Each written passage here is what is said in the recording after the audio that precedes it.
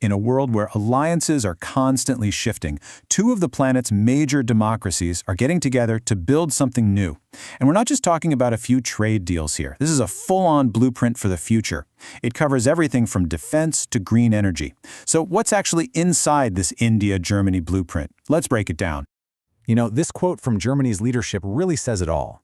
India is a partner of choice. Now, that's not just polite diplomatic talk. It signals a huge strategic pivot for one of Europe's biggest economies. They are actively and deliberately choosing India as a core ally for the years to come. So, right, this isn't just some random list of 19 agreements.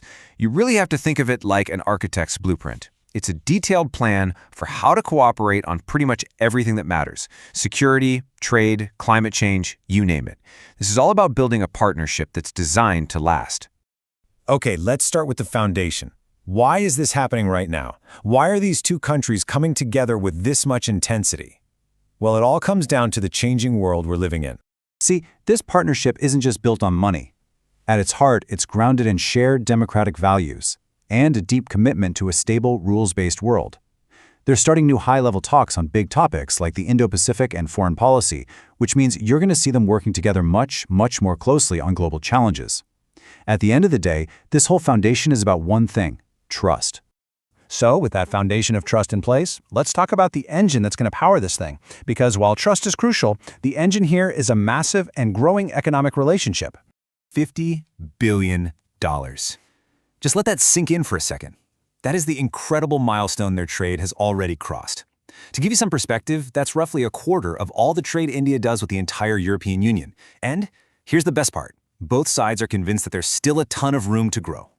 So how are they going to supercharge that growth? Well, the game plan includes a new CEO forum so industry leaders can talk directly. They're also putting their weight behind the big India-EU free trade agreement. And, this is really key, they're teaming up on semiconductors and critical minerals. It's all about building stronger, more reliable supply chains so they're not too dependent on any one country. Okay, so you might be thinking, that all sounds great for the giant corporations, but what about the little guy, right? How does this high-level strategy actually make a difference for the small and medium-sized businesses, the artisans, and the startups that are really the backbone of the economy?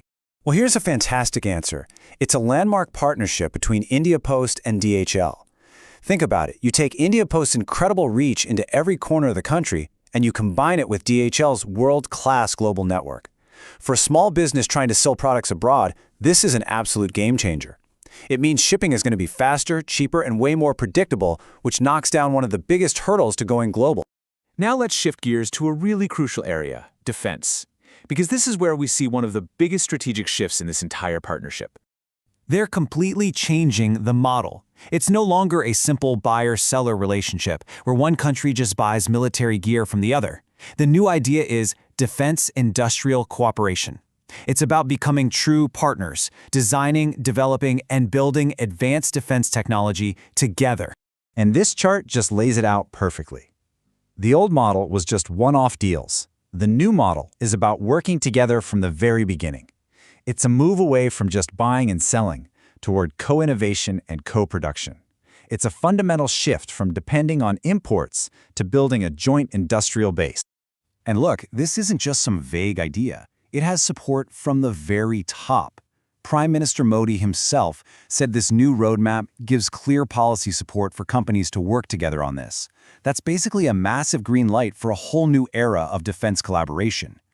All right, so from defense tech, let's pivot to another flagship piece of this partnership, climate action. And this is an area where both countries are placing some of their biggest bets for the future. And those bets are backed by some serious cash. Under their Green and Sustainable Development Partnership, Germany has pledged a massive 10 billion euros by 2030. That's a huge amount of money to support green projects all across India, and a lot of it is coming in the form of very favorable loans. So where's all that money going?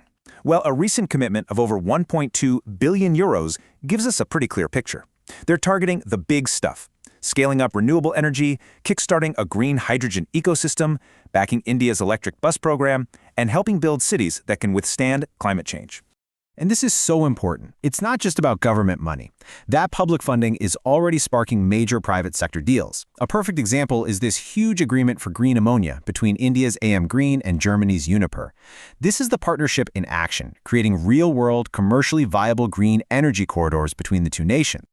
Okay, for our last section, let's talk about the human element. Because a real partnership isn't just about governments and corporations, right?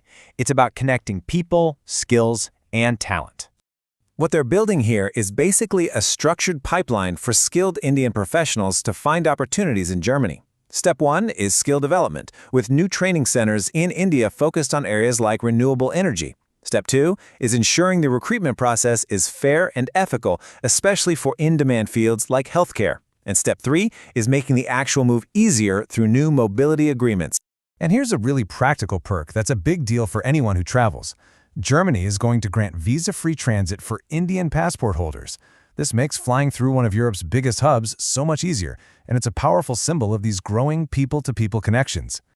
So, when you connect all the dots, the shared values, the massive economic ties, the joint defense production, the green energy corridors, and this bridge for skilled people, you have to ask the question, in a world that is completely rethinking global alliances, could this India-Germany corridor be the new blueprint for how to build a real partnership in the 21st century?